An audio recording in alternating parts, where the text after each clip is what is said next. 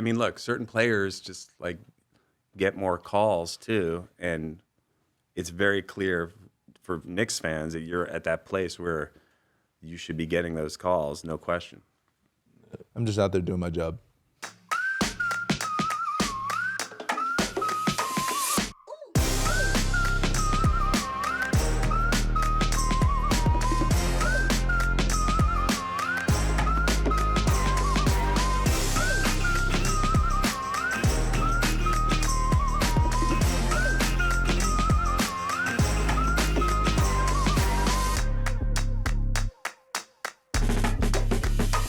What's up, everybody, and welcome to another episode of Roommates, a Playmaker original. You know, the vibes are always immaculate, and we are very excited about this episode and this guest. He is the GOAT of the big screen. Big screen. Sorry. S's. Yeah, I have a problem with S's, as Jalen likes to point out because of my lisp. So I think you pointed out every episode. Every episode. I have a thing with my S's too.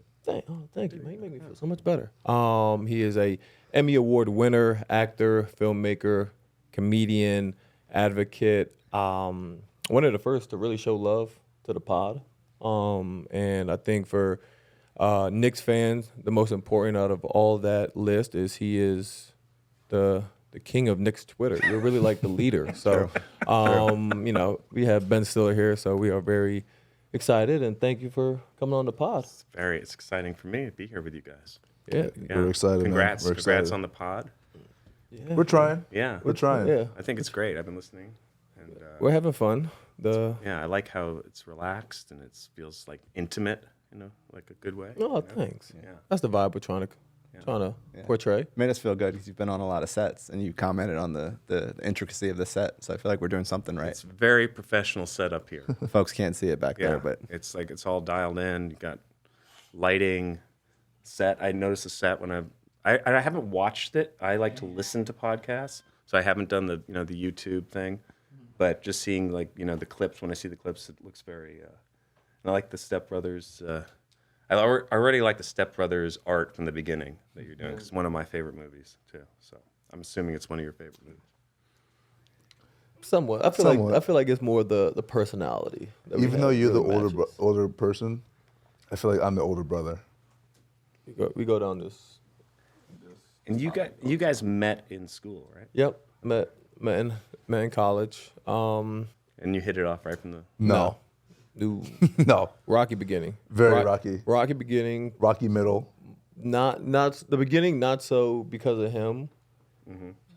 It was a combination between his dad and like him, because like his dad, we talked about. I think we talked about it before on the episode. He was just, you know what I mean. It takes him a while to open up, or he wants to put the persona on, like he's the tough guy. He seems intense. I saw him when I got to say hi to you guys before a game a couple weeks ago. He seemed really intense though, like really serious. No, he's intense. Yeah. But I think once you get to know him, he's more of a kid than me and him. Mm-hmm. Right. He is a child. And my mother raised 3 children in the house with me, my sister, and him. Right. 1,000%. But in a good way, right? Somewhat. He has his moments. He has his moments, but no, he's intense. When it's coach, he's intense. When it's dad, he's the biggest kid of them all. Yeah. Well, it seems like you guys have a good relationship. I saw that video of you guys shooting the Papa shots, and it seems like you have fun together. Yeah. He's a competitor, but yeah, he won't beat me in anything ever again. what would you say the last time he beat you was? You were 16, 17? 16, 17, maybe 18. But that one-on-one, Papa shot, he didn't beat me. I'm on like a 7-game win streak in golf. So Oh wow. I'm pretty much like superior now. There's like people who run around their house, and there's people like me who actually run the house. So it's not him anymore. But Did y'all know Fast Growing Trees is the biggest online nursery in the U.S.? With over 10,000 different kinds of plants and over 2 million happy customers inside the U.S. You can grow lemon, avocado, and olive trees inside of your home, along with the wide variety of houseplants they have available. Fast Growing Trees makes it easy for you to order online and it's shipped to your door in 1 to 2 business days. And along with a 30-day Alive and Thrive guarantee, you get free plant consultation forever. For me, I never have time to go to a nursery in person. And landscapers can be way too expensive. I see them get Josh myself. For a limited time, not only can you get buy one, get one free on their website, you can get an additional 15% off when using our code roommates at checkout. For an additional 15% off, fastgrowingtrees.com, use code roommates. Offer is valid for a limited time. Terms and conditions may apply. There you go. Get you some trees, brother. Get you some plants. Lemon, olive oil. Olive to make olive oil. Avocado toast. Oh my God.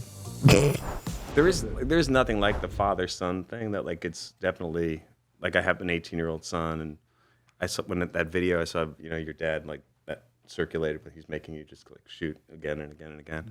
And I would do that with my son. And like the first time I go like, okay, again, he just go f off and walk away. I mean, I literally could not get him to do anything. The amount of times I wanted to do that,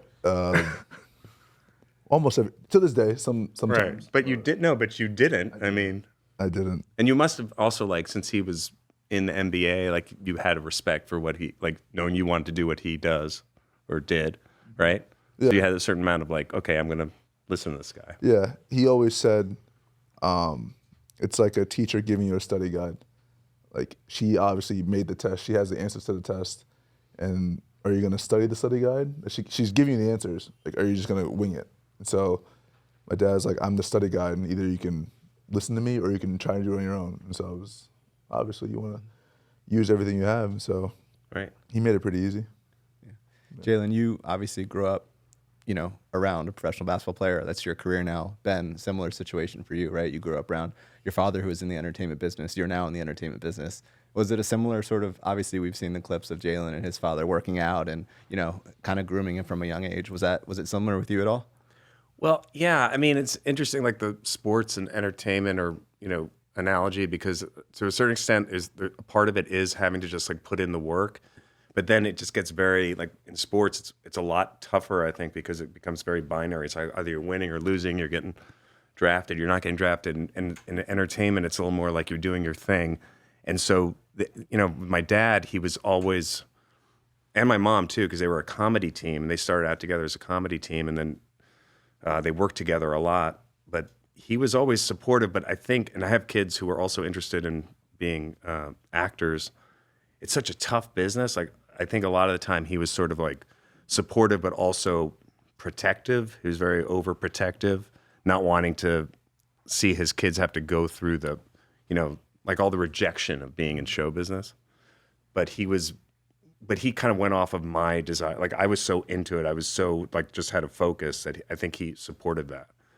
But he was also, I could tell also that he was like, he's the type of guy, like if I got a bad review, he would write a letter to the critic, I mean, which was just like, so embarrassing as for me, but it came out of total just love and like really genuinely just, loved his kids. So he wasn't like a tough dad. He was more like kind of the, super supportive, but also overprotective. And then, when I was starting out, my parents, I would do, I was kind of just trying to figure it out, like I was telling you before, like no one was hiring me as an actor. So I would, try to make my own stuff with my friends and I a lot of times pulled my parents in to like do like if I was making like a short or a video or something like that. And they were always game to do whatever. So they were great that way.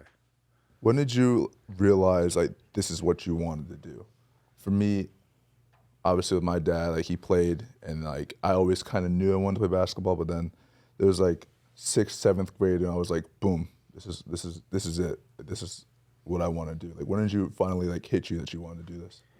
I think I was like probably like 8 or 9 years old, and there was a movie called The Poseidon Adventure when I was a kid, which was like a disaster movie. This boat that gets caught in a tidal wave and goes upside down, and everybody has to like get out of the boat. The boat's upside down. They have to make their way out to the top. And I saw that movie like 20 times in the theater.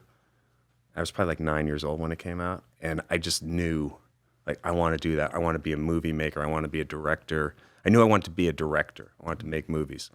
And then I was around it with my parents, but I started making movies. My dad bought me a Super 8 camera, editing equipment, and I just started kind of making my own little movies. And I knew from that point on, I always knew that's what I wanted to do. And then it kind of like shifted a little as I got older into acting. But for a long time, I didn't want to do comedy because, you know, my parents were in comedy. So I was like, I don't want to do that. I didn't want to do what my parents did. And I felt like I wanted to be serious filmmaker, serious actor. And then I discovered comedy, like, but it wasn't my parents. Like, I kind of had to find other people that I thought, oh, that guy's funny. Not that I didn't think they were funny. It's just they're your parents, you know, so they weren't cool. And then I saw like people like Bill Murray or Steve Martin, you know, in those movies, and I was like, all right, you know, I want to, you know, I think that's funny. I want to pursue that. Then like when I got older, I was able to appreciate my parents more, I think. But it was pretty young age. I just was like, that's all I want to do. Special delivery from Tommy John. Let's see what this holds. Jalen and Josh, hope you like our new limited edition Second Skin product. It's the gold standard of underwear. Second Skin limited edition. The gold standard of underwear. Let's see here. Ooh, yeah, dude, this is great quality. You want to touch? Nice little feel? Feel my boxes, bro. It's the gold standard. Yeah, nice little window for, you know, to be cozy. No chafing. Great quality. Obviously, big shout out to Tommy John. Make sure y'all go get y'all some with over 20 million sold. Make sure y'all go to TommyJohn.com/roomies. Secure the bag with sophistication and style. Peep Tommy John luxurious second skin limited edition colors. Now at TommyJohn.com/roomies. They're going fast, so hurry. Elevate your game with Tommy John's Second Skin underwear. What you put in your pants matters. In basketball, obviously it's incredibly difficult to make it to the highest level, but there's a fairly established path, right? You go to a great college, you get recruited to play Division I, you do well there, you then become a professional. I feel like for what you do, it's a little bit different. You were saying like no one was hiring you, kind of had to make your own stuff. Yeah, also, what is that path like? Yeah, I mean, that's what I'm amazed at too in sports is like you have to be so good at such a young age. Like you have to be performing at a high level at a young age with a lot of pressure. And, you know, when you're starting out as an actor, you don't know what you're doing. And sometimes, you know, some people are great right out of the box. They start to do well and they figure it out, or they have a sense of who they are. But a lot of times it takes a long time to like figure out how to do it, you know, and how to be good. I was bad for, I think, a long time. I did a lot of bad auditions. I really was like, you know, really like just not good enough to get hired until I got hired. But that's why I'm amazed at you guys. Like you have to just, you know, you have to be, by the time you're like 16, 17, you have to be completely committed and be showing enough talent and discipline and all those things to get there. And for me, it was like took into my like early 20s, you know, kind of like trying to figure it out. And I think I got my first job like when I was about 20. And yeah, but I knew I quit college. I didn't want to stay in college. I was very ambitious and like wanted to be making movies and acting, and I was probably too impatient too. You were all right at 16, 17. I was solid. You got a lot better. I was rough. I was a little rough around the edges. Late bloomer, He definitely got a lot better. Late bloomer for sure. right? But was there other people in your family, were they athletes too? No, not really. My dad liked sports, but he wasn't. I don't think he was really the best athlete. My mom is not athletic really at all. So You have a great uncle. I have a great uncle, played baseball for the Yankees. Oh, really? Yeah, but that's really like the only athletic person in the. Who was your uncle? Elston Howard. Oh my God, yeah. Yeah. Right. So I was a big Yankee fan when I was a kid too. So so that was. yeah, I'm not as much of a baseball fan anymore. Yeah. But like when I was like 77, 78, those years, I was like going to Yankee Stadium. I was there when Reggie hit 3 home runs with my dad. I was storming the field.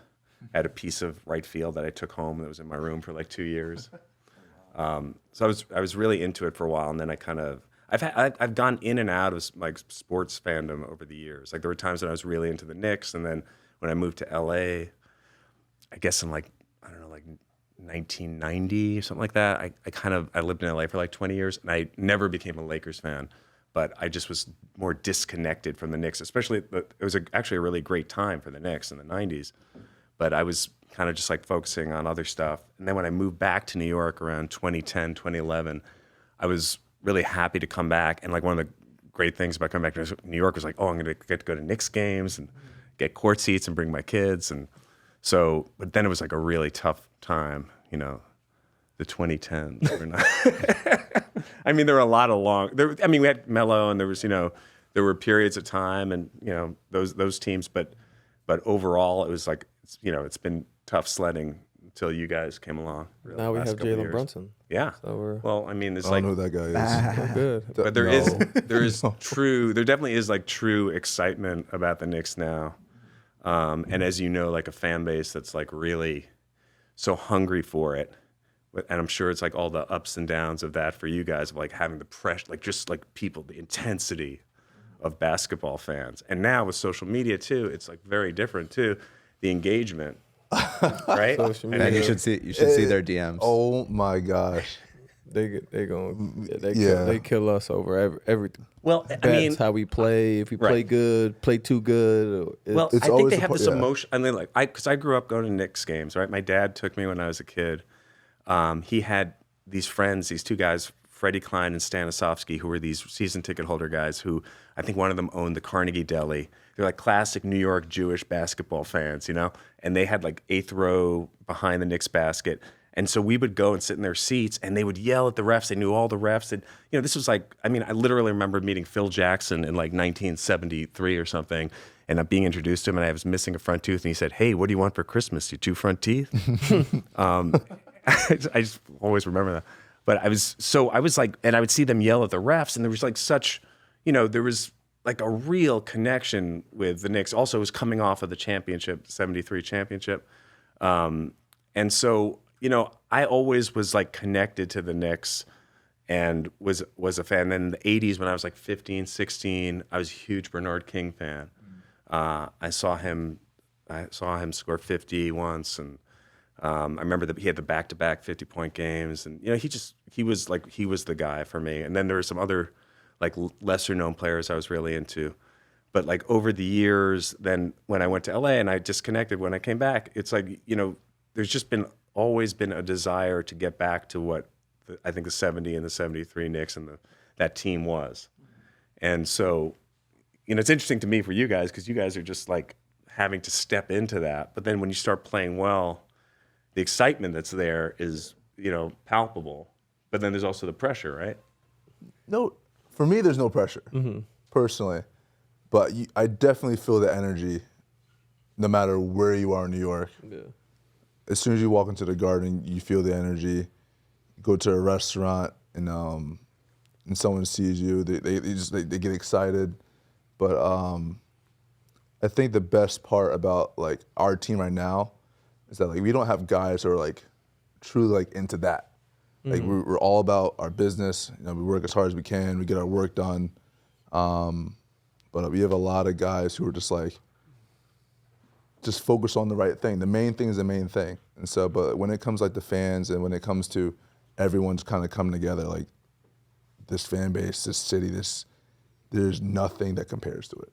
There's nothing that compares to it. So when it comes to like pressure, I mean, they're high stakes, but like for me, it's not pressure because like we already worked really hard for situations like this. It's either we're gonna succeed or we're gonna fail. If we fail, we move on. If we succeed, we learn from that. So I don't really feel pressure when it comes to like certain situations. Yeah, well, that's why you're probably able to do what you do, because I mean, because I think that's what every fan is like thinking when you're watching a game and it comes down to, you know, the fourth quarter, those moments, you're just like, oh my, like you're stuck, because you think like, what would I do? How do you deal with that?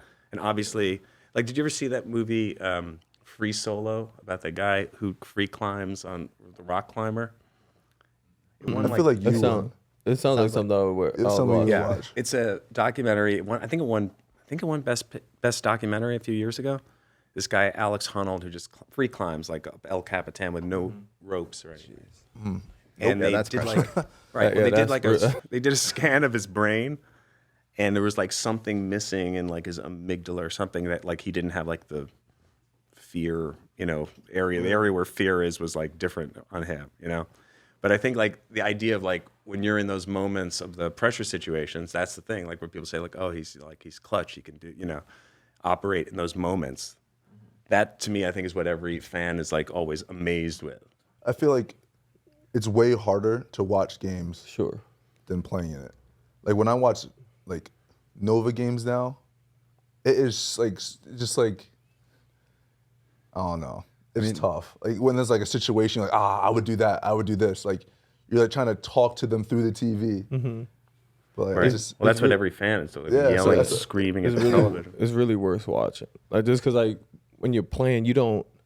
Like I said, you don't think about it. Like it's just like you put in so many reps. Like it's just it's a regular thing. Like no matter what time of the game it is, if it's jump ball or if it's 10 seconds left in the fourth quarter, you Really? just and like things are going by so fast. Like I don't think you're really able to really understand like the magnitude of the moment. Right. But it's Just just because it all happens so fast. And that's the other thing when you go to a game in person, it just, everything goes so fast. Like, that's what I'm always amazed with.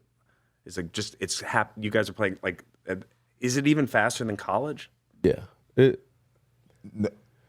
at first. Yeah. At first, but then once you kind of get a rhythm with it, the game like slows down. Mm-hmm. Like when you're in the game is so much slower than when you're actually like watching it. Yeah. We had Mikal Bridges on 2 episodes ago, and we asked him about his experience playing in the NBA Finals, and he said the biggest thing was that it didn't feel like the finals. He was Right. like, I watched the finals Yeah. leading up to it, and then I was in it. And he was like, it didn't feel. Yeah, I heard that. He said it wasn't like watching it on TV. It was just like being in it. And also because it goes so fast, I would imagine like you can't be like really, like you have to be going off of your instinct. Or you have to be going off of whatever. You start thinking too much, Yeah. and you're Yeah, once you Nothing's gonna go right for yeah once you start thinking and like overthinking, it's you're like everything you're doing, like you're analyzing, and then it's just there's no good gonna come out of it. But I also feel like with watching you a lot, like I was saying like last night, that game, like end of the first half, where you like took that three and then you missed it, then you ran, got your own rebound, came, drove, and then you like got to the line. And it like all happened so fast. It seems like your game, like a lot of it is just like reactive, like you're just reactive in the moment. I'm just like a bat out of hell. Yeah. I run around. Yeah. Yeah, you run it's- around. Yeah, I run around. I'm like a bull in a china shop. What did you say it's he brings to the starting lineup? Cardio. Cardio. Cardio. Right. Just But yeah, cardio. but like And then was that like last night guarding Jason Tatum? That's more exhausting. yeah, it's more. I would say like guarding taller guys is a little more exhausting. I don't mind running around screens, doing all that. That's not exhausting. But when you're guarding those guys who like to operate in like the mid post area, and you're physical, like that's when like I start getting I get tired because you have to like handle getting hit, handle bumps, doing all those kind of things, and it's like if it's Very physical. yeah, right? it's very physical. You're So guarding it's- someone who was 7'3", 7'2" last night. Yep, and you see he didn't score in the post. He did not score. When I get the rebound and I just run down the court like a bat out of hell, that's when I start getting tired. But Right. And getting back to like the social media aspect though, like if when I have something that I've made or something and it comes out, I'm not like, I stay off of social media because I don't want to like read everybody's comments about my stuff. But like as a Knicks fan, like I'm like having fun there, and I read all the insane stuff, and it is ridiculous because it's impossible. Like the level of scrutiny and the level of reaction to what you guys are doing, it's like impossible to if you're really going to like care about that, because everybody has a point of view or an opinion. But then they're also like, I think the fans, what I learned, because I don't really like Twitter, and like literally the only thing, if you like look at my Twitter feed, it's like only Knicks stuff really, because it's the only thing I feel comfortable tweeting about really is like my enthusiasm for the Knicks and for the games. And then all of a sudden I started like, doing it while games were happening, and I realized, oh wow, I'm kind of like live tweeting this game. and then I realized, oh wait a minute, like there's people on Twitter that like are the other Knicks fans that are like expecting me to check You in. So become a Knicks fan. yeah, afterwards. and I'm so not a Twitter person. And also, like, I grew up, like, my dad was like he never was like tough on, like, he was just a really generous, sweet guy. So like, he never was like, okay, like trashing players, like he always kind of looked at players as like human beings. And he always like, he had this funny thing where he just like would connect emotionally with players and like kind of analyze them. that is rare. That is Yeah. rare now. Very No, rare. yeah. But I'll say this about you. Like I actually said something about it. I don't know when, may have been on the pod, but literally what you just said. Like you kind of look at the player and you're never really negative. Like I've never seen you tweet one negative thing. I remember like when like RJ and Quick got traded, you said great things about them, and like it's just like you don't really see that too much. And so like when I see you tweet like that and I see other fans like jump on that bandwagon and say nice things as well, I'm like, it hasn't been one negative tweet that I've seen come from your account. Well, I don't feel comfortable doing it honestly because like I feel like maybe it's because of growing up with my dad, whatever. But like he always looked at them as like these are people. Like I know how hard it is what you guys do, and like of course every fan out there could never get out on court and do anything like that. So just that appreciation, and it's very easy to get frustrated when you see like a guy missing shots or whatever, and it's very easy to go negative on Twitter. Period. People just express themselves in ways that they never would in real life with people. It's the anonymous people too. Yeah. Of course, The one with no pictures. But the level, like I think there are fans out there that really, really love the Knicks and and do come from a very positive place and love their team and want to support that, and then they get frustrated sometimes when they see like things happening or sometimes it's a coaching thing or sometimes it's a player that they go like why is this player do it? But it has to come from a place of like appreciation for like you guys are human beings that are doing something that very few people can do at a level like just the idea of like having to shoot a foul shot in Madison Square Garden, like anybody having to do that, like Jesus, like that's just pressure, right? Just like, and you have to like do it and kind of like do it at different times in the game when like the whole game could be on the line. But just that level of pressure, 99.999% of people just couldn't even deal with. Even great players. I mean, that's the thing. There's so many great basketball players who can't get to the level of playing in the NBA. Probably, I'd imagine, because of being able to deal with that level of scrutiny. The funniest thing is like when you go to games and like during the timeouts when they bring a fan down and they have them shooting, 3-pointers, you rarely ever see someone go out there and just like make shots. Right. Like they're like airballing shots, they're doing those kind of things. So it's always funny because it's like, sometimes it's kind of like now you see how hard hard it is. Yeah, it's insane. I mean, but it's not reality to most people. I think it's right. They're just able to like kind of go, okay, I'm just going to vent and do my thing. But it's not that to me. That's not like a real appreciation of like what's actually happening out there. Yeah, I want to go back to something you said, Ben, because you said that when before you put something out, you kind of stay off Twitter because you don't want to see what people say.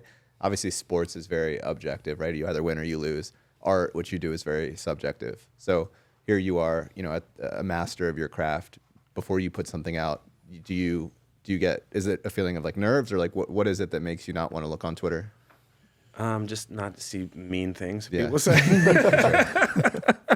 I mean, I love, I'm sensitive. Like, so I after 30 whatever years of doing what I do, the cycle is going to happen. You're going to make your thing. You're going to put it out there.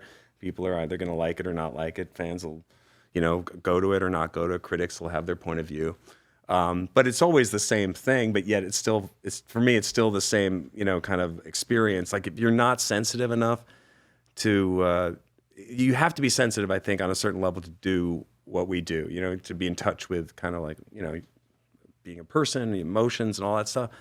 And some people are better at it than others in terms of dealing with that part of it. I think I accept it, but I also know, like for me, for my process, I love being in process. I love, like right now, like I'm making our show. I love going to work. Tomorrow I'll go to work. I'll be directing. I'm very happy doing that, editing, putting it together, and then finishing it. And then I have the thing that I've worked on. I'm like, okay, this is I've done the best I could do with this project. And then it's out in the world, and then people are going to react the way they're going to react. So I kind of, it's great when people love something. I think sometimes you can get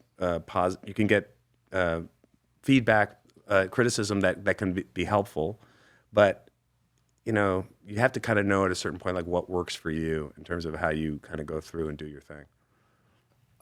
My kind of going off that, actually taking a quick right turn. What was like that moment, that thing that you said, all right, this is it. I'm here.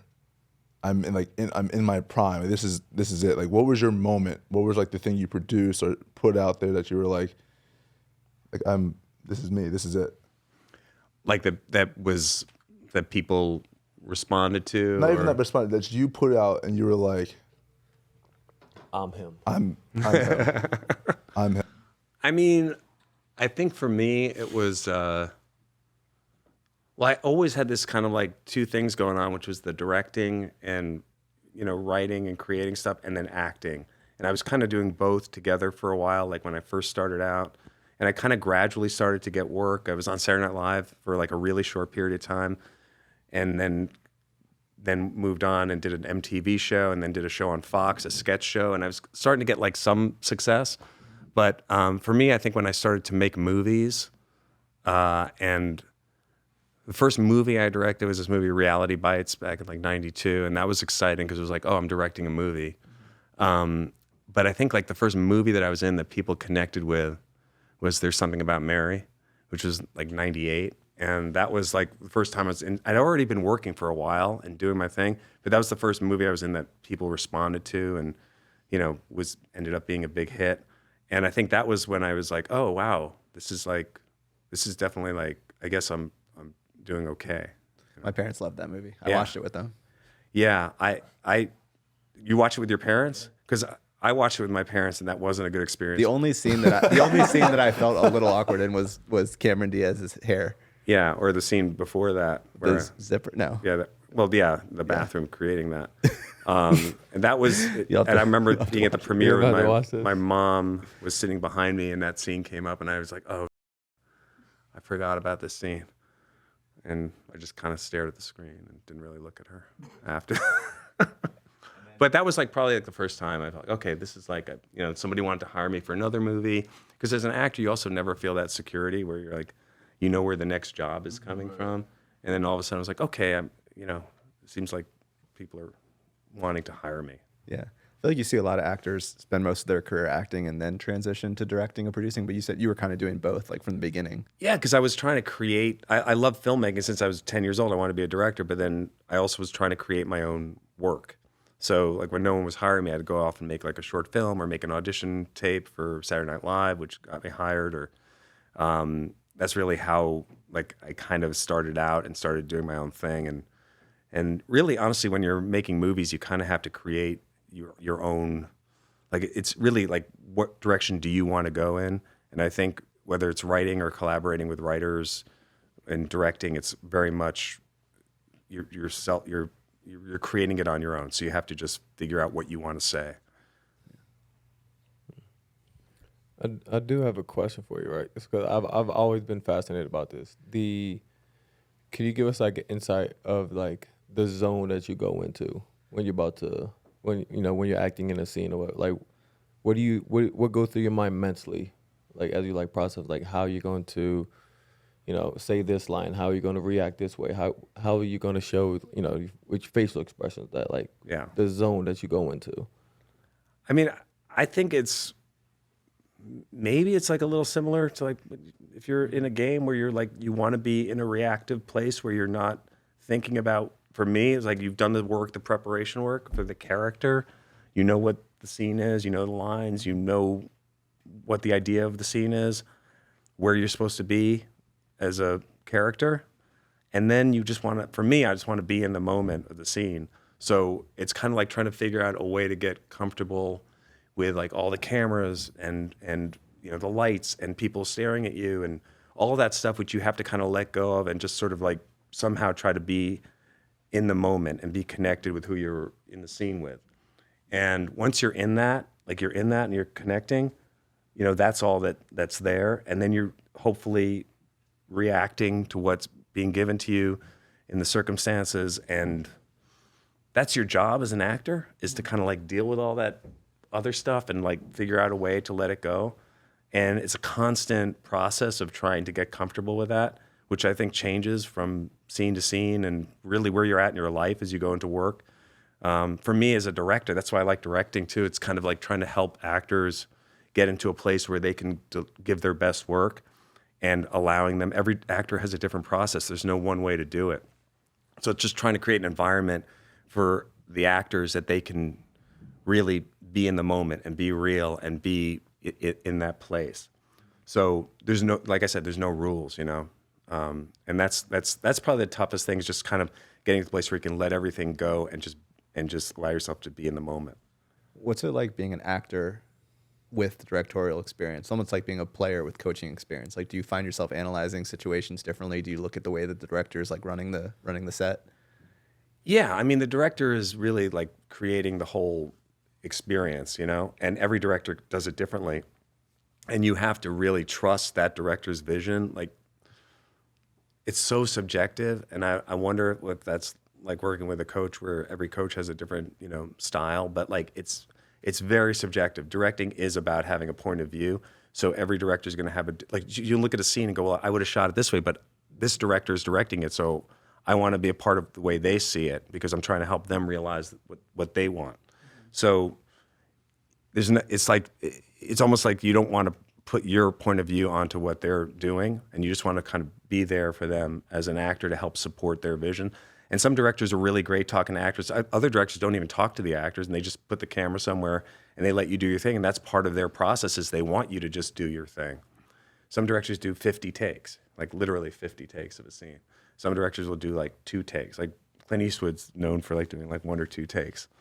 But I've worked with directors who do 50 takes too, and it's, and not telling you what they want. And that's because they just want to let something happen. So I'm curious what it's like for you guys, if I can change the subject, playing for Thibs, because I knew it. As soon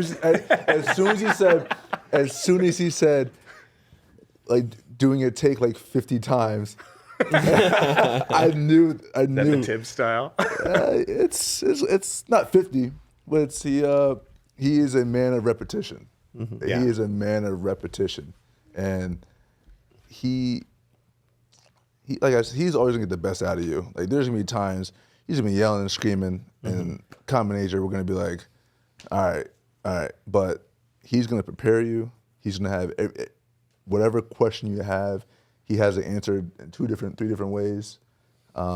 He's the most prepared coach that you will ever see. So he, like, when we go into like game planning and stuff, like done. He has everything done. Any question you have, like, what if he does this? What if he does this? All right, if he does this, boom, boom, boom. Again, we walk through it, and so we walk through all our adjustments. We do all that stuff. So, like I said, a man of repetition. Right, and you've known him like since you were a kid, right? For way too long. Right, and way too long. The interesting thing to me is, like, now, because players with social media and podcasts, like, you kind of sometimes get a sense of players and like what they're like, but like the last bastion of mystery are the coaches, because because Thibs isn't like tweeting, and he's not doing podcasts. So you look at that guy, I'm like fascinated, like, because he's so intense on the sidelines during the games, and it's like one of my most favorite things is just like reading his lips during games. Well, you don't have to read his lips; you can hear him. Yeah, you can hear him from it's California. Amazing. Like, but like, it's really interesting, because you just like wonder, like, well, he's probably not the kind of coach who's like going out there and saying like, okay, just go out and have some fun, right? Go out there and have a good time. Nah, he's not gonna say that. But it's like, But you have to figure out how to. I mean, known him, but like, it's different playing for him than playing for, I don't know, who was coaching Dallas when you were? Was it Rick Carlisle? Carlisle and Jason Kidd. Right. Like you said, like, every director, every coach is different. So But have you had it like with coaches where the coach doesn't get you, like the coach, and you have to kind of figure out how to? I've yet to be understood by a coach. Right. I've had a lot of coaches and teammates. So how do you deal with that? I think it all depends. Like, this is my 7th year in the league. Thibs is my 5th or 6th. 6th head coach. 5th or 6th. I think it was. So for me, it's interesting, just because, like I said, like, everyone has their own style. Him and Stan Van Gundy are very similar in a lot of ways, but it's kind of like you said, like, there be times where I'm wondering something, I'm questioning something, I'm just like, you know what, like, this is the scheme, this is what we're gonna do, cool. But then there's other coaches where it's like Thibs, he had you prepared, but then if you have questions, and you feel not comfortable with something, we can make adjustments. Sometimes coaches just like, I get that, but this is what we're doing, and that's it. So it takes a little bit of getting used to, and I think part of it is the longer you get in the league, the more your voice is a little bit more, sturdy. What? Josh is the person on the team where he makes all this noise, he complains about whatever and all this stuff. So he's in the corner like yelling, complaining, whatever he has to do, and we all just like let him burn out. And then once he's done, he'll come back to us, and then we just continue doing what we're doing. But like he's like that little bad kid that you just leave in the corner, and then And what will he complain about? everything. And I mean everything. He will complain about. He complains about the refs. That's for sure. Complains about the refs. At one point during the season, he was complaining about his minutes. To complain Now to he's who, playing. though? Now he's playing too much minutes in his mind. Right. I just think about me like I just have to Talk. I have to get whatever it is. I have to say. I just have to get off my chest. Right. So like. You almost can't. But Tibbs gets you. He gets you in that you're in the rotation. You know what I mean? Like I feel like he from the outside it seems like either you're in the rotation or you're not in the rotation. So the players that he, wants to put in the rotation are the ones that are. Yeah. I mean that seems to me like the biggest vote of confidence. Funniest part about it is like you're such a Thibs guy. Yeah, and That's what's so funny. And like, so whatever Thibs wants me to do, like I'm gonna go run through a wall to do it. But like, there's just times I'll just be yelling, I'll have Joe Ingles on me, who's like the most unathletic player in the NBA, and I'll just like be in the corner with like not in action. So I'll just be, I'll go into the bench. I'm like, I got Joe Ingles on me. He can't do anything. He's unathletic. He can't da da da da. And then like I say it, and then I'm like, all right, cool. Then I go back into the huddle. And he'll let you do that. Yeah. He lets me just kind of because he knows like I'm gonna just let Josh just kind of like Jalen said, just go in the corner and just yell and curse and throw whatever, and then he's gonna come back and whatever I ask him to do, he's gonna do it 100%. But it does seem like watching the team that everybody does seem to understand that. Like when you watch like what you're doing, because I don't know, I just feel like getting back to like the idea of like the emotional connection that fans have with the players, and I do think like New York fans are really, they're really connected to and what's going on. That they feel it. I was telling you that earlier. Like they feel it when somebody's like really working hard, right? They really feel it like when and a lot of times you're put in the position like when you've been shorthanded of having to do like a lot of different things, right? In terms of but yet it always feels to me like everybody kind of knows, like what your job is on the team, and when you're shorthanded, what you have to do, and I don't know, it just feels to me like you guys are kind of in sync that way. Yeah, I feel like we've been playing together for obviously a long time, and everyone on the team. I mean, obviously we made moves, but like I feel like our chemistry has helped us like on the court because like I said, we made a lot of moves, but like we genuinely like each other. Yeah. And so when you have that that helps with like on the court, like you learn things faster, you get to know each other faster. The things you do on the court are easier because you genuinely like each other. And so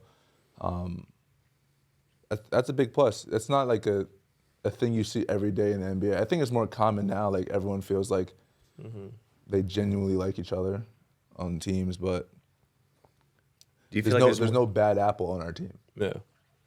Yeah, and even having to deal with like new personnel and the trades and stuff, it feels like Even before that, there's never been like a bad apple. And all those guys kind of just fit in, seamless in terms of work ethic, how they approach a game, to joking around. And I think, that's the big thing with us is like we have a good culture. And, obviously credit to Leon and Thibs, Wes.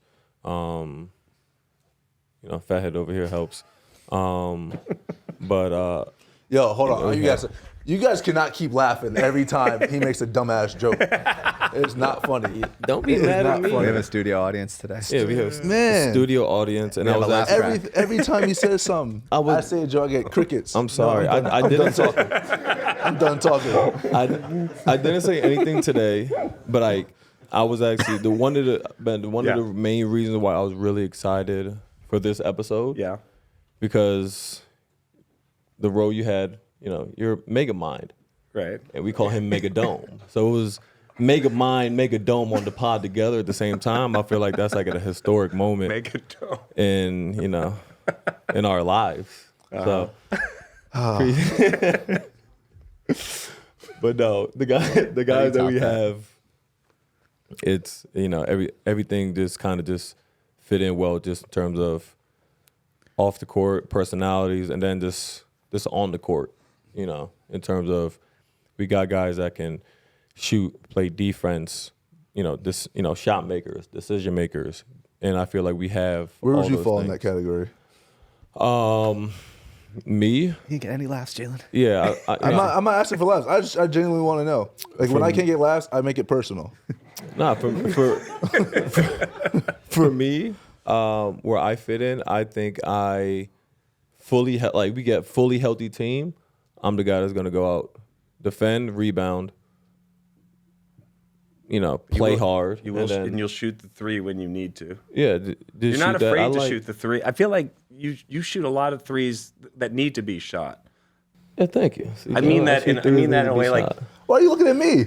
I always tell you to shoot the ball. You always tell me to shoot the ball, but like And you tend to hit like important ones a lot of the time. like the thing with me, which I don't know, I felt like my game changed a little bit. Like college, I wanted to score. When I first got into like the league, like first couple years, I just I wanted to play defense. I want to score. Like that was the main thing. And then I got to when I was in New Orleans and I was with Willie Green, he put me in a position where it was like it was a little bit more of like a playmaker, decision maker role where it was like I can get in a slot and I can attack the rim or shoot or pass and do all those kind of things. And I felt like I started to enjoy getting into the lane and like making assists or finding guys open, doing those kind of things. So now, I find a little bit more joy in that, and I think it helps to a certain extent. Sometimes it also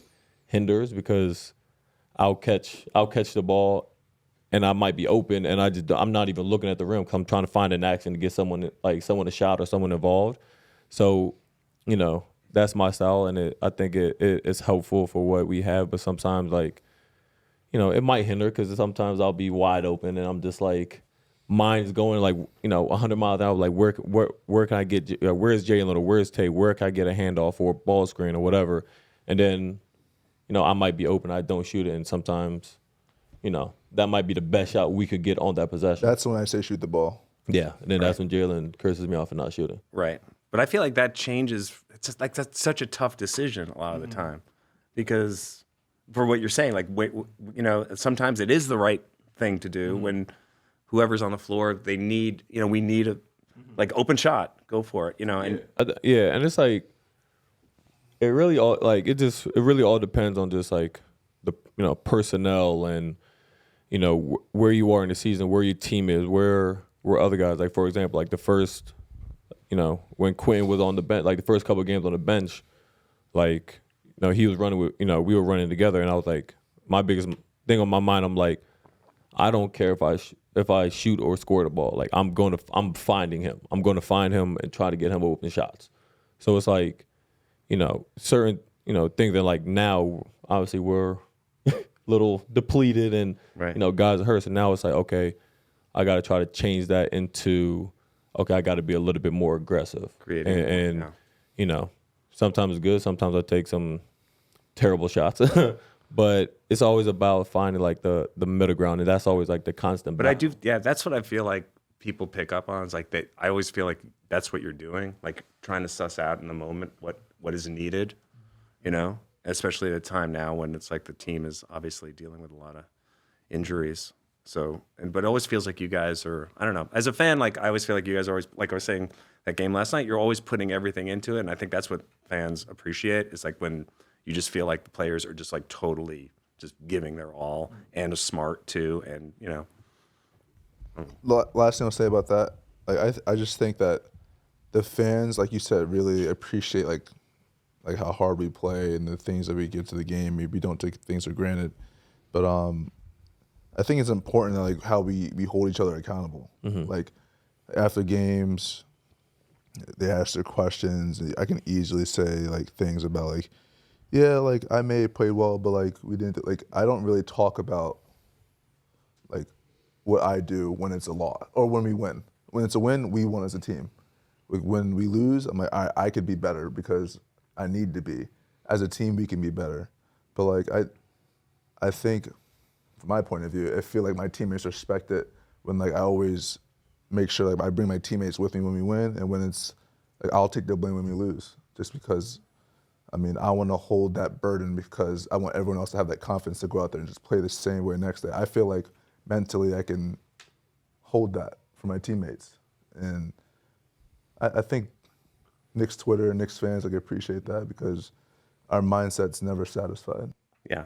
No, that's, you definitely get that. And you feel like you guys are just like have a goal and you're serious about it, but you also have chemistry. And I don't know, there's like it's an interesting thing because like back in the day, we didn't have that interaction with the players. And I feel like in terms of just like getting a sense of their personalities and who they are. And I feel like that really comes through now more. And it didn't used to be like that, you know? Important. I mean, the lead, like it's all the product. I think JJ said it on his podcast, but like the players are the product, the game is the product, and you guys, the more that I feel like you let fans into your life and who you are as people, it creates that affinity and it brings them closer to the game, which is ultimately what you want. Yeah, it's also just very accessible, like because I feel like you guys have this quality of like an underdog team too, that never quite gets the respect that they deserve, and the fans feel that. Like the fans are so on, so with you in that way. We're like, come on, these guys, and that's been a thing this season, I think, with you. It's like this guy, come on, this guy's 1A. And it's like, Nick's right? Twitter, boy. Nick's. But like when somebody says something like that, like it just lights up because people are like so behind, what you guys are doing. So Every single person on this team has been doubted at some point in the NBA. Right. I think that's what brings us closer together. We all have been put in that situation where like he's good, but I don't think he can do this. I don't think he can do that. Every single person on this team has been through that. And how much do you guys engage with that on a day-to-day basis? No, but like we joke around a little, like with each other a little bit about it, but like we don't put too much into it. Yeah. Like you think about it internally, but like we don't really talk about like that stuff. Like I just think that it fuels us a little bit to just be better every single day. That's why we have maybe that underdog mindset. Yeah. But we just go out there, we work as hard as we can. Yeah, and we know we don't really gotta say much because Knicks Twitter they're gonna defend. Yeah. They're gonna be honest, but they gonna defend it like they exactly. They defend him to the last. I saw a tweet. It was like Knicks fans, Knicks Twitter. They were fighting with each other about like something going on with our team, and then like another person from another fan base said something, and it went crazy. And then they joined forces, and it went right at that guy on Twitter. And so it's like you can joke with your family, but then when someone jokes about us, the family comes together, and we're attacking as one. Yeah, Ben, we've talked a lot about them and who they've played with and their careers. Who is your starting five of collaborators throughout your career? Oh God, I mean, for me, like. People I'm a fan of that I've worked with, Robert De Niro, for sure, because I grew up watching his movies and being able to work with him was pretty exciting. Will Ferrell.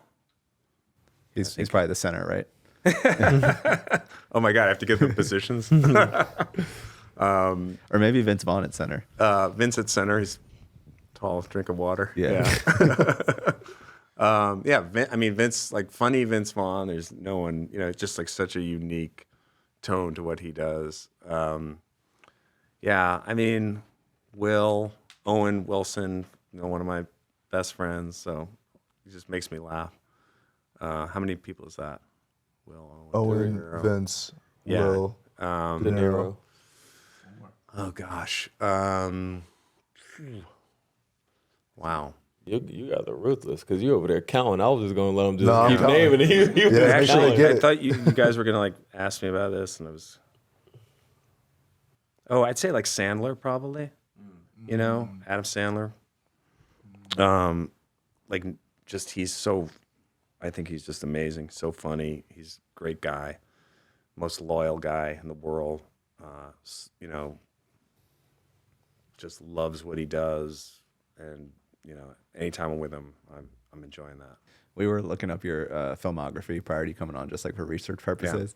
And we saw you, we forgot you were in Happy Gilmore. We were like, who was he in Happy Gilmore? Yeah. We're like, oh my God, he was in the nursing home. Yeah. Hal, the mean mean orderly, nerd. tortures his grandmother. Yeah. Yeah, so funny. I would say OG. I said Ananobi. He was really disappointed that I didn't say him by his regular name. So OG Ananobi wanted me to tell you that one of his favorite movies was Along Came Polly. Really? Oh wow. And That's I was crazy. like, How old was OG when that came out? I don't know. That's like, But how old that's, is- well, probably That was before 98? before his How old is born, OG man. now? Probably OG 27, 27? Yeah. Yeah, that's So like that's probably that's right at around. least Yeah. that's old. But the funny thing, I was like, what about Dodgeball? I'm like, Dodgeball was it, right? He was like, oh, I don't know if I really saw that one. 'Cause, he's from London, so they're a little different over there. But you know what I mean? Wait, He's upsetting so every city. we've said Indiana. What else have we said? It was this Nah, Indiana. he said another city last time. They love you well- in Indiana. Yeah, I'm a big Now hit he's in going Indiana. after London.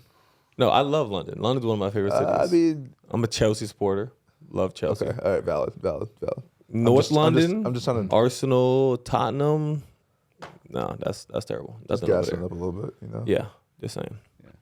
But now we're talking about Dodgeball. Dodgeball was one of my favorite movies growing up. Thanks. It was one of my favorite movies. That was a fun one. That was Dodgeball came out in, was it 04? Maybe. Or- Yeah. That was like a crazy year for you. Like I think like Dodgeball, Starsky and Hutch. Yeah, I was one making other. a lot They of all movies. came out like in the same year. Yeah. Anchorman. Yeah, I mean, I just did a little thing in Anchorman, but I was Touching I was of the doing a hair lot face. of movies back then. Dodgeball was fun though because like it was sort of like nobody really thought anybody would watch it, or it's the fact that even people remember it to this day is funny to me because it's such a ridiculous movie. The Ocho, man. that basically like started the Ocho, and now you Yeah, see for sure. ESPN. I think it was like a week or like a month that ESPN has like do they call it the Ocho? they call it the They do. Ocho. They They call it still do Ocho, it. It's yeah. pretty crazy. Yeah. Yeah, Yeah. it's That was Ross and Marshall Thurber who wrote it and directed it, and he came up with that. one of my favorite scenes from that movie. The one at the very end, I think after the credits, When he's let himself go. when he let himself go, he was talking about my milkshake. Chuck Norris. Yeah, Fucking Chuck Norris. Yeah. Yeah. That was one of my favorite scenes. My milkshake. You never seen that one? It's No, like I'm White just Goodman like, gets heavy. I at the know end. exactly what you're talking about. It's just like He was like, my You and, milkshake like, brings out a bunch of- milk and like breasts. It's like it's a thing. It is a thing. Oh, really? Okay, I wasn't thinking of that, but That's the part. That's what I'm trying Oh, to right, say. the breast like, milk. Right, you had that thing about tasting breast milk. Yeah, from the you source. were you're a dad, you're a father. Yes, yeah. Did you taste, or did if you don't want to answer, did you at least wonder what it tasted like? First of all, I was never breastfed as a child. Okay. Because my era that I grew up in, it didn't happen with my mother. But I never. No. Thank you. I was just Thank Come on, you. man. Thank you, man. You were so sure of it. You were like, every new parent I wonders. said I'm sure of it. 80%. He's probably done 20. 80% always want. You know what I mean? Because like, you know what I mean? It's just a wonder. I didn't say everyone tasted it, but I feel like a lot of guys wonder, like, oh, I wonder what. One of these That days on tastes the like- pod, we'll show the taste test. Oh, okay, yeah, we'll show the taste test. Yeah. No. no, I taste don't know what test. you thought I was going to No, say. I was about to no. say, Shannon, come on. We have a video of it somewhere. Yeah, I think you picked it over almond milk, if I'm not mistaken. I did. It was a little sweeter than almond milk. I'm telling you, this tweet is gonna it's gonna follow me to like my dying day. But there is either was or is a country somewhere in like Europe who are, adding that to the menu, like, as a milk substitute. Nutritional supplement. Yeah, exactly. Can someone fact check that? Where is that happening?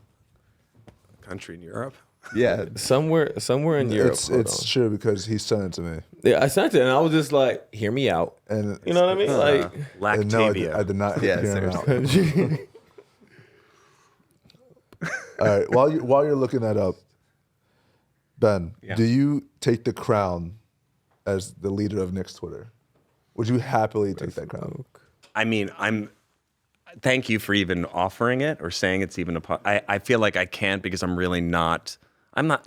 I'm sort of a casual fan, really, in a way. I don't really understand the game enough. There's some guys on Knicks Twitter that are so smart about the game, that I mean, there's like my buddy Sean Geddes. I hate Sean, who just like his love for the Knicks is so insane, and he also understands the game. So I think I maybe, I would not take. No, I wouldn't say yes. You but could be like the face yeah. if you want. Like It really happened. Like, you can lead the army. yeah, I'm happy if you're saying so. I'll do it. Hey, I will. I mean, I am always going to be a supporter. I feel like now, like even when I'm working, because like we're filming, I will put the game on while I'm filming, which doesn't make people happy, the people I'm working with, but I have to have the game on, and I do feel like I have to at least like put 1 or 2 tweets out during the game, just to like at least let's go Knicks before the game. And then, the other thing is the only, we're talking about like not criticizing players. The only people I have no trouble criticizing are the refs. But I mean, I have no problem. And that Houston call, that insane call, like it really triggered something in me. If you like look at the tweets that came out of me, I was like, it was so upsetting to me. And I felt like the ref, like it's so clearly like a huge, huge mistake that they made. What's going to happen with that? Is that being challenged still? Or? I have no idea, but And I know you were amazing because you just said like first you said great call. Next question. Next question. Great call. Now then I heard on the last podcast you were like you didn't say it was a bad call. You said it was like what'd you intriguing call call. I said that the referees have a really tough job, and Right. I love what they do night in and night out.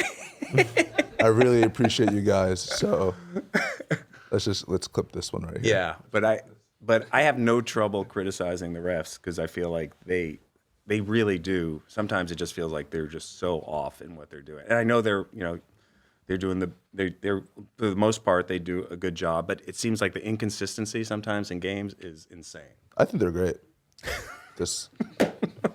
I personally think they're great. I think they have a tough But job. that call literally cost the Knicks a win, and it was a ridiculous call. It was an awful call. Well, also because you see what look, certain players just like get more calls too, and it's very clear for Knicks fans that you're at that place where you should be getting those calls, no question. I'm just out there doing my job. So Not are they. complaining about nothing. I'm just saying as a I'll let fan. Josh complain. You can say it. I'm saying as a Yes. fan, it's very clear. I'm saying this. I don't care what he just said. With what I'm saying about not wanting to be the leader of Knicks Twitter, that made you the leader of Knicks Twitter right there. Facts. That was like he was doing the politically correct answer, and then all of a sudden, Yeah, Just flip the switch. ready to go I have right no to problem with the refs.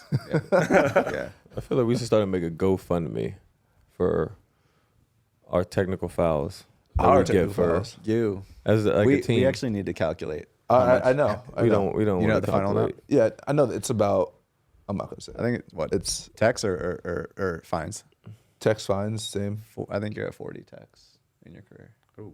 7 years. That's not bad. That's less than 10 texts a year.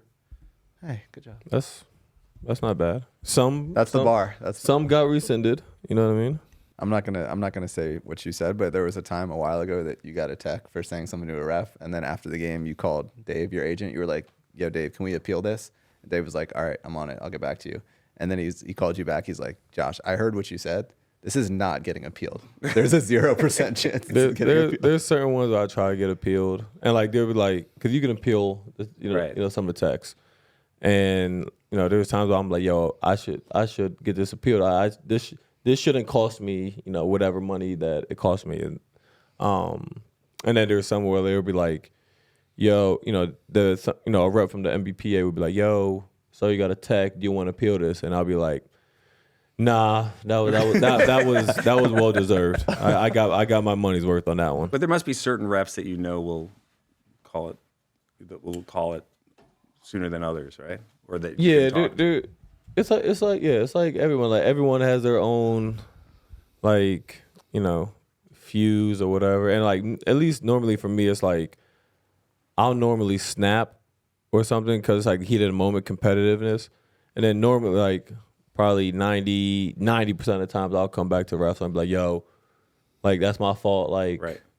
Whatever. But 10% of the times I don't. That's one of the most interesting things about being able to sit close to games is hearing the conversations that you guys have with each other and also with the refs. Because there is a lot of, it's almost constant back and forth. There's always something being said. Yeah. Oh my God. Always. Yeah. So this is a new segment we actually have not done before that the Playmaker team just threw in. It's called Just Like We Drew It Up. Ben and the guys have some fun explaining these movies and shows using basketball terms. Ooh. So we'll see how this goes. We can go with Madagascar. We can do this at Madagascar Knicks edition. We'll have Jalen be Alex, the lion.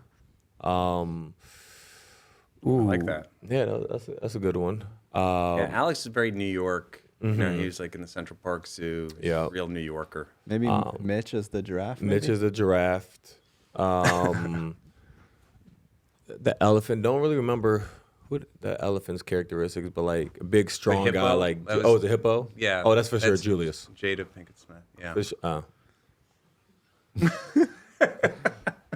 But the physique. The physique. Marty's Chris Rock. Yeah, Marty would be. Maybe he could just. Ooh. Who would Marty be? Dante or OG? That's a tough one. I just know Maybe that he'd be I'm gonna say OG. OG. Okay. And then I'm for sure Skipper. Not Skipper. Private, the Penguin. That's you? That's me. He's my favorite character in that. This how he Skipper. Yes, Skipper. That was actually the director of the movie did that. for us. Really? Yeah. The guy has talent. Yeah. We'll do that. And then we'll have Dante could be Skipper. Oh yeah. He would be a good one. Who's King Julian? Thibs. Thibs. And then He likes to move it. Yep. Would you guys ever have Thibs on the podcast? Yes. Yes. Thibs will be on. After the See, season. After the season. Okay. I got After the season. That would be a good. That's gonna be a good one. That's But gonna yeah, be that'd be a great episode. that would be the Penguins of Madagascar, New York Knicks edition. All right. Ooh. Never mind. Say it. We can, I feel like Isaiah could be the one that has the penguin that has the massive throat that he like spits up everything.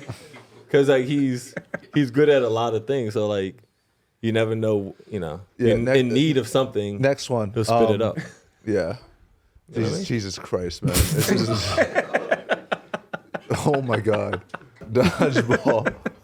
Dodgeball, they're actually a team, so I guess there's. But White Goodman's kind of a villain, so. He is a villain. Who would White know. Goodman be? Jimmy Butler.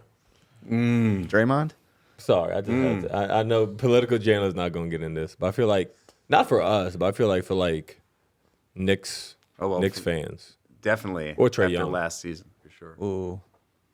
Yeah, Trae Young, he really triggered something with Knicks fans, for Yeah. sure. He did. There was a lot of beef there. Reggie Miller level, potentially. I wasn't here. I don't know.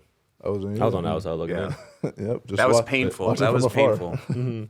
But it's just funny because like I mean Trey. Trey's cool. Trey's a cool dude, Yeah, though. Trey's cool. So it's just funny you have that. And then Jimmy's an interesting dude, but he has a lot of like really cool like stuff going on. But it's just like all over the place. Yeah. Well, it's just, I think, yeah, when you see, like, I saw an interview with him, he seems like a really great guy, and Trae too, but like in the lens of the Knicks and like the playoffs and, Trae doing, his thing, he really like incited the fans and he seemed to enjoy it too. Tropic Thunder is not a movie that's going to get greenlit today. It's not going to get made today. So when we were operating that time, it was. I feel like there's a lot of films that like during that. There's time, like a million The Office, films. like The Office could never Yep. come back today, Yep. but it was one of the best shows ever. Yeah. Dog, if The Office could come back, You got to meet Dwight. yeah, Rainn Wilson. Was that cool for you? He came to the game the other night, right? Yeah, Yeah. I was so hyped. Yeah. You know what I mean? I Yeah, don't know it's if probably one of the funniest shows ever, for sure. yeah, it was. But I could, I feel like I can't be too big of a fan because whenever, sometimes my wife would say that would be an ick for her. Like if I'm just like fanboying, so, How do you guys deal with that? Like when you see people at the game, like I know you say like hi, you'll like check in, or like Spike will like interject or talk, but like how do you deal with like all that energy of people watching? Like do you tune it out at certain times and let it come back in? I try and tune it out. Yeah. I try to like once I run onto the court for like layup lines, like right before the game starts, I'm like locked in. I don't take pictures. Like I'll say hi to people, but I'm not signing any Right. autographs. Because I always feel that like watching is like I don't want to like get in the player like yeah. I think it's just different players and like they're like he's like locked in. Like me, I'm just chilling, like mess around, talk, like if you're courtside, Right. Tomorrow, like I'm sitting there, like have a conversation with you or whatever. But like, normally like we're fully healthy. I'm coming off the bench. As soon as I step on the court, then it's like locked in. But like, Because I see players that do talk to fans, like LeBron will like, people like just have like an interaction in the middle of a game. But I don't understand. Like, is that sort of like just sort of to like let out some air and kind I of feel like that's like you're locked in, like you're in the zone. Mm-hmm. Like when a situation like that happens, like it's just like you're in the rhythm. Mm-hmm. Like I feel like you're good, like you're in the right mindset, like when you have like an interaction with like a fan or whatever. Should we get into some fan questions? Let's do it. Listen. At 17 Regal, which Night at the Museum movie is your favorite? I think the first one, they were all fun to make, but the first one was really fun because we didn't know if it was going to work or not. And I loved the idea of the movie because I grew up on the Upper West Side. I used to go to I'd cut school and go to the Museum of Natural History. So like and I think it was like Will Smith had been offered it and turned it down. And I got the call about this. And I was like, this sounds great. I mean, this is like if I was 10 years old, I'd love this movie. And I was like, I kind of just love the idea of this movie as an adult. So I was so into it. And when we were making it, it was really fun because we didn't know if it was going to work or not. And then it came out and people liked it. And so I think the first one for sure. at Andy Barbs, what was your favorite years to watch the Knicks? Well, I have to say right now is definitely, yeah, best time in a long time. But other than this season, which this season has really been a special season, I'd say for me, probably aside from when I was really young, I think those there were a couple of years, the Bernard King years that were really exciting, like 83, 84, 85, even though the team didn't go that far. I was really so into that team. At the final attempt, based on persona, which Knicks player, past or present, does Ben Stiller think could cut it in Hollywood? Oh man, look on this current team. What do you say? Cut it in Hollywood. At the final attempt, I don't know what you mean. I mean, to be an actor. Who would you cast in one of your movies? I mean, I think you're funny. Yeah. But Jalen you're was funny hoping too, he did. Jalen. You guys both have a sense of humor, and I was Yeah. I have a little bit sense of humor. You have, Cameo? Yeah, for sure. all right. You can be at a little coffee shop. Hey. I would say that you do have this kind of a sense, a kind of a sense of humor that I think other players haven't. You have it just you're a fun guy that you'd want to hang out You with. just don't care. Yeah. You I'm seem to have unfiltered. a sense of how absurd everything is sometimes. I feel when you're getting Yours is more You dry. have no too. idea. yeah, it's dry. It's very dry. And you keep a straight face. You were like, they were like, what does Josh Hart bring to the starting lineup? And you looked him dead in the eye. You were like, Cardio. I know. Yeah. Yeah. There's nothing else. But that's like a new thing. Like I haven't ever seen a Knicks player who has that sort of sense of humor. I would say so. Ooh, at Jalen Brunson him. That's a great Twitter name. Yeah, what's your top 3 favorite movies you've done? Oh God. Well, I mean, like in terms of like making the movie and experience, I'd say Tropic Thunder was like one of the most fun because we got to shoot it with a bunch of guys who I loved, and it's a great cast, and we were in Hawaii, and I'd say like that probably was one of my favorite experiences. And then I'd say probably Meet the Parents because of De Niro, working with him, and then and Zoolander. I think Zoolander was making the first one was challenging, but at the end of the day, it's been nice that movie kind of had its own life because when it came out, people were like, "What is this?" And it was just like this weird character, but Did sort of had its life. Zoolander start as a skit?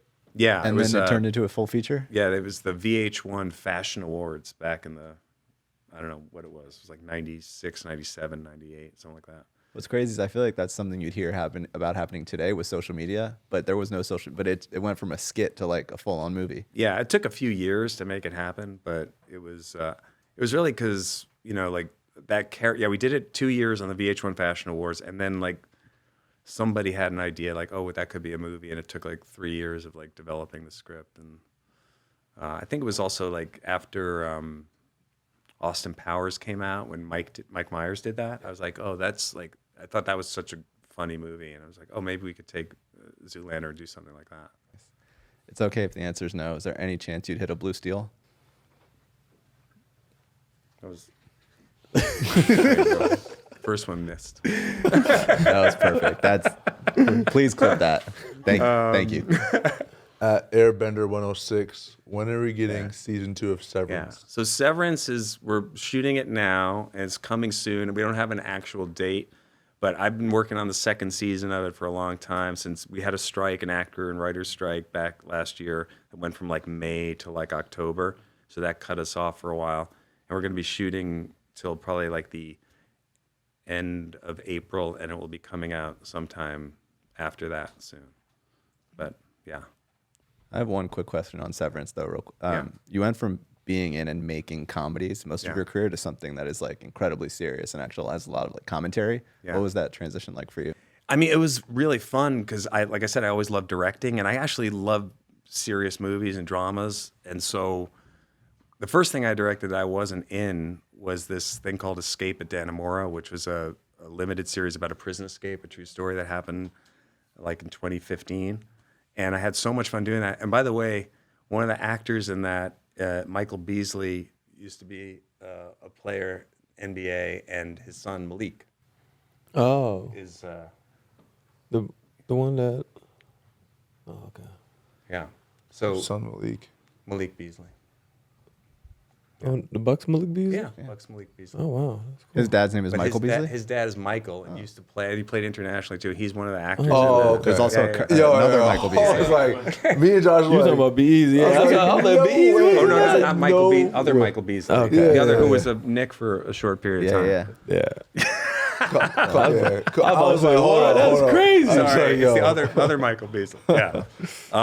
Michael Beasley, senior to Malik's dad, is a great actor, and he worked with me in that. And that was the first time I directed something that was like kind of a drama, and I loved that so much. And so I love directing. I love acting too, but for me, like, and Severance kind of has humor in it too, but it's like a weird science fiction thing too. So for me, like, I'm happy because I feel like anything that has, if you're doing something, it's always going to have humor in it. And sometimes you can have room to be funny in things that are serious, even and more, because in a comedy, everybody's always expecting, where's the laugh? But when you do something serious and there's humor in it, it's kind of like, extra. And I feel like there's more freedom within that. So At hip-hop_Musashi, I'm hosting a date. What should I put on? Meet the Fockers or Dodgeball?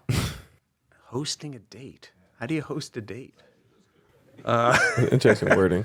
I mean, if it's a date, I would like go to dinner and Yeah, see, right? Yeah. Maybe I don't know, like talk and We're definitely in the Netflix and chill Yeah. right, era. so. exactly, right. So if Is it a date? right, what is it? Not a date. But Meet the Fockers probably would be like it's more of a family movie, so maybe Dodgeball might be more fun. Ben, you played so many hilarious roles.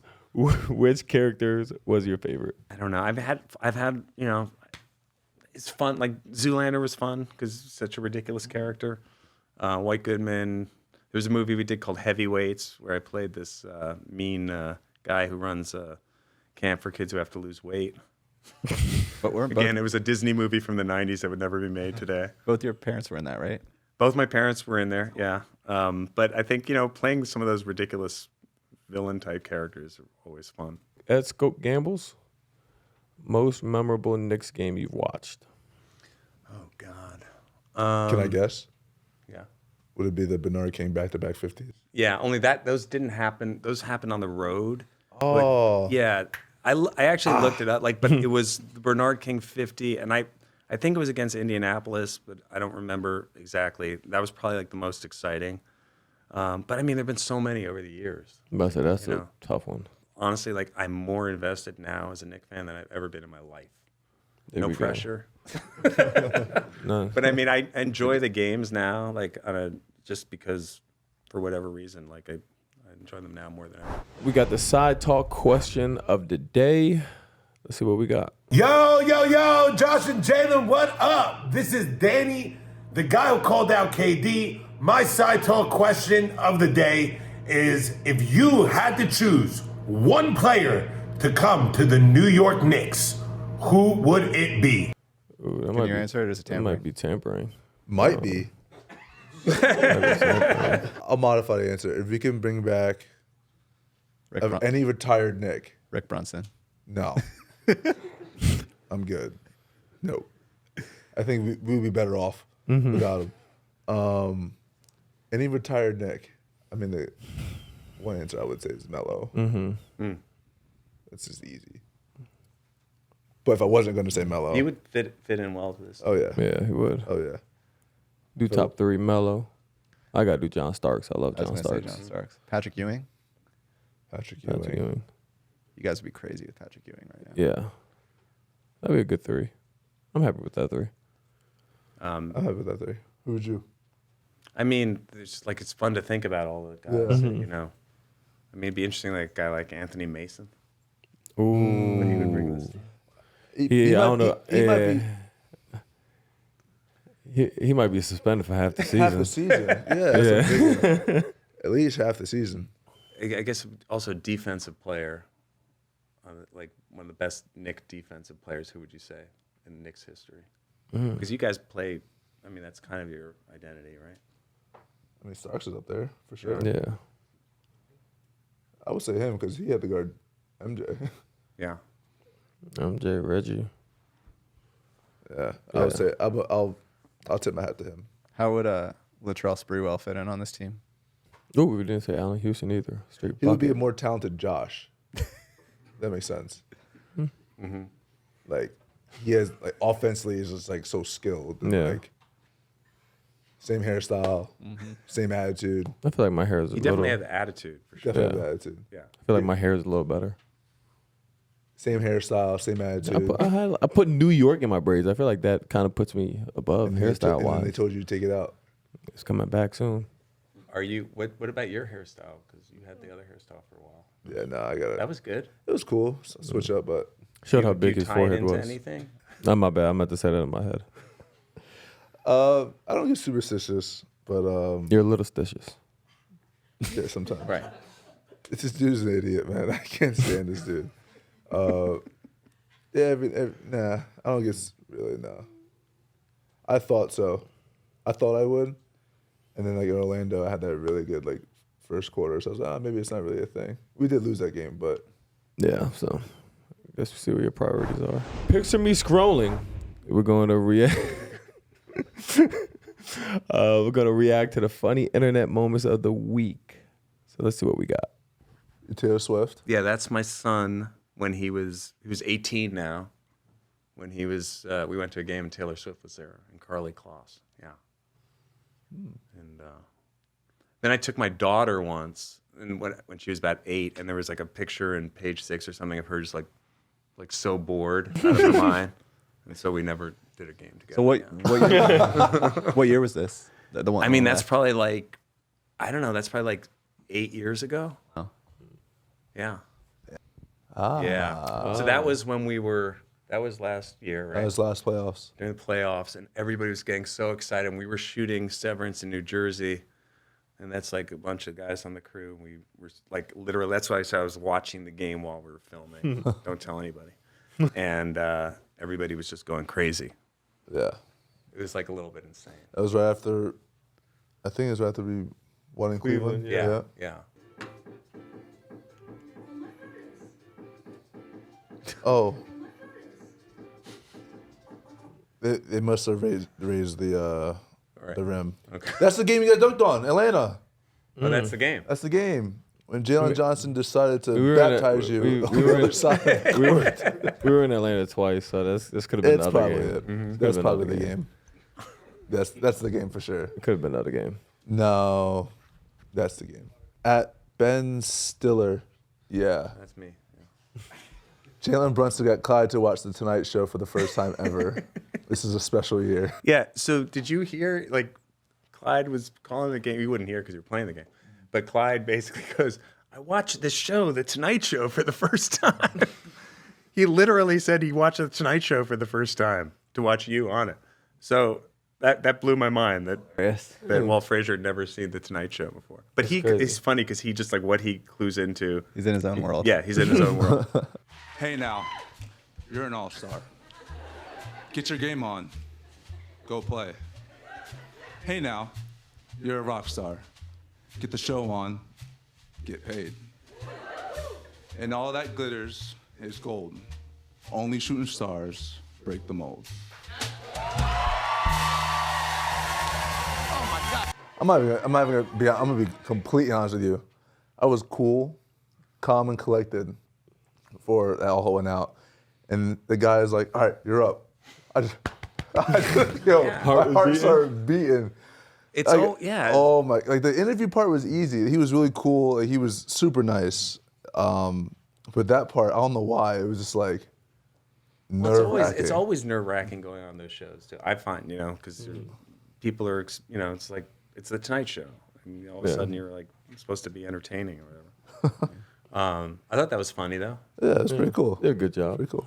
I thought that whole, I thought it was. I know everybody got a kick out of seeing you on that. It's like been a cool moment for you the last, Yeah, it's been weeks. it's been fun. Yeah. It's been fun. Can't And you complain. had fun at the All-Star game. Yeah, Yeah. everyone played really hard. It was really good. Yeah. Really I don't competitive. know what the deal is with the defense. Hey, We talked about it in the last I episode. know. I heard you guys talking It's about like- it. I don't know. It I don't is know a what you do. dilemma, I guess. It's a dilemma for sure. I do think as a fan, the one-on-one would be cool to see. But you said that you just said like the money would have, like, yeah, it just not Why is sure. that? Why is I'm not sure people will want to do that because of the what?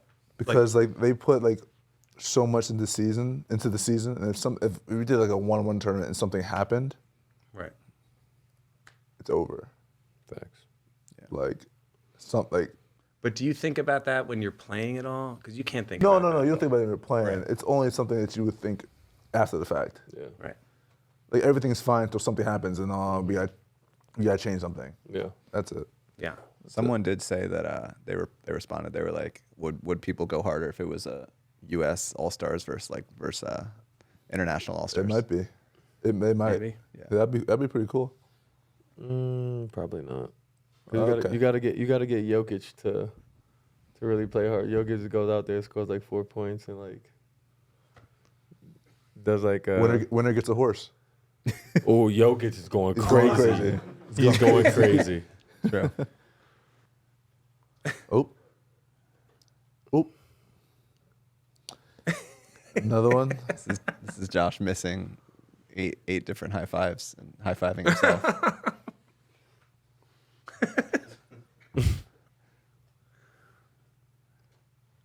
They could do this to anybody though, right? I mean,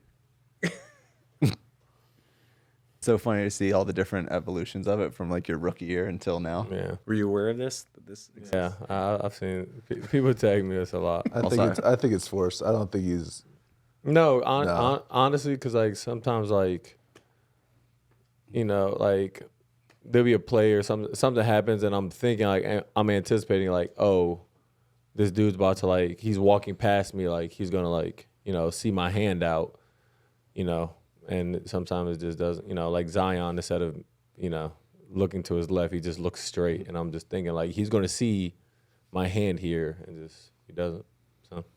This is That the one- craziest one. No, I think this is the craziest one. This is wild. This one I wasn't like it wasn't actually a dap. I was like I Is was that trying. Lonzo Ball? Yeah, I was like, yeah, I was trying to ask him. I'm like, yo, what are we in? What are we in? Yo, what are we in? Like, I was trying to figure out what the offensive play was. What is like the sort of like the common wisdom, or like what like with a player is on the opposite team helping them up these days? Like, We don't do it. you don't do it, right? I would help another player up. So it happens every once in a while. Like, I'm not going to rush to help a player up, but like if I knock him down, he's literally right there, and there's no one around me, I might help him up. It's nothing personal. Like when someone comes to help me up, I just say I can't. Yeah. Sorry, my teammates gonna help me up. Right. Nothing. It's us versus y'all right now. Yeah. I mean, I'm just here because I'm a fan of you guys and the podcast and team, and excited about what you're doing. It's nice to connect with you and relay the the fan support you guys have, which I'm sure you know. As I guess the unofficial, I don't want to say that I'm king of anything, but as I'll say someone you're who king of tweets it. a lot about, I think the it's Knicks, official now. as someone who's connected to that fan base, I'm just excited with what's going on and what you guys are bringing to New York. So thanks, man. For sure. Appreciate you. Yeah. And, Appreciate you. We appreciate you coming on.